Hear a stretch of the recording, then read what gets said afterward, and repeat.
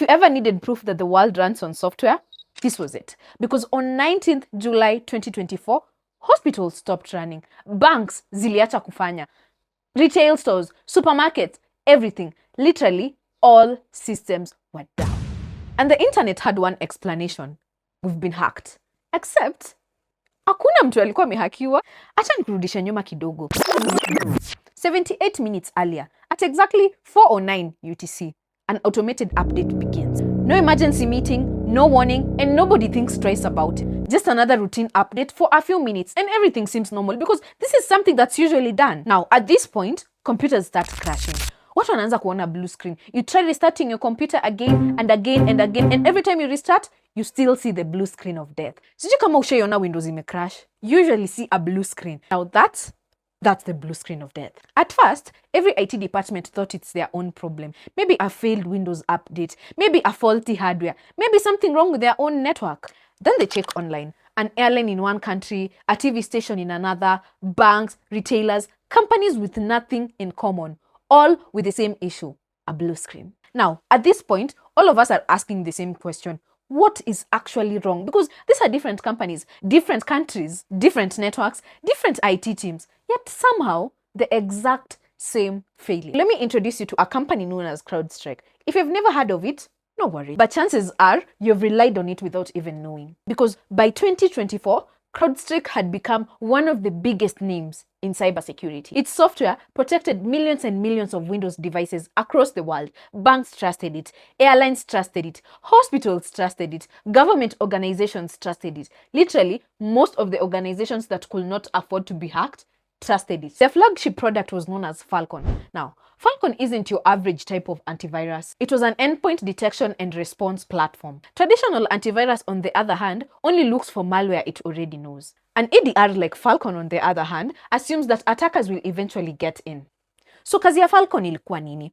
First of all, it detects any suspicious behavior as early as possible, alafu it stops an attack before it spreads. Meaning, it's constantly watching what's happening on your computer, which programs are running on your computer, which files are being changed on your computer. So it's less like a security guard and more of a detective. Kwa sababu security guard atakaa kwa gate, achukua ID za kuambia ingia, but a detective investigating the building ndani aone any suspicious activity that's happening. That's basically Falcon. To do this effectively, Falcon needs deeper access, not like easy applications zingine. No, it actually needs access to your operating system, so it runs on Windows kernel. If you're conversant with operating systems, you've probably heard of user mode na kernel mode.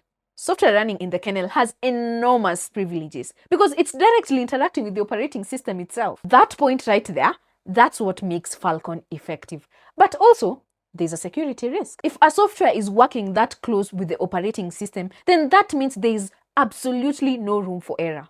So what actually went wrong? Ironically, it wasn't a software update.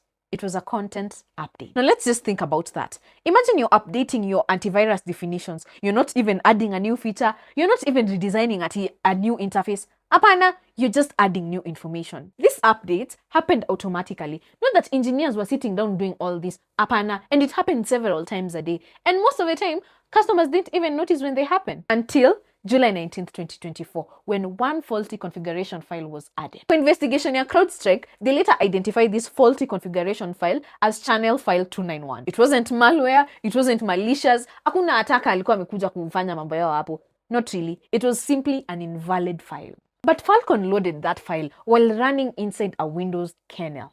And Windows detected an invalid operation, and immediately it did exactly what it's designed to do. It stopped. What customers are seeing is the blue screen of death. You try restarting, blue screen again. You restart again and again and again and again. Within minutes, reports started flooding in from different parts of the world because tunatumia Windows. So by now it's clear this is not an isolated incident because it's from different parts of the world. Something much, much bigger. And CrowdStrike engineers moved quickly, traced the problem back to the content update. Kudos to them. And at exactly 5:27 UTC, just 78 minutes after the rollout began, they pulled the update from their servers. But by that time, millions of computers had already downloaded the update. So you can imagine the impact. And here's the cruel irony. A computer that's stuck in the reboot loop cannot download the fix. So there was no magical button to press, no remote update. IT teams had to manually recover these machines. They had to reboot the computers into recovery, locate the faulty CrowdStrike file, remove it, then restart. They had to do this for thousands and thousands of computers. Now let me shock you. 8.5 million Windows devices were affected by this issue within a span of 78 minutes only. And that is less than 1% of Windows devices in the whole world. Now, I know you might be wondering, 1%? Then if it's 1%, basi si walikuwa kidogo.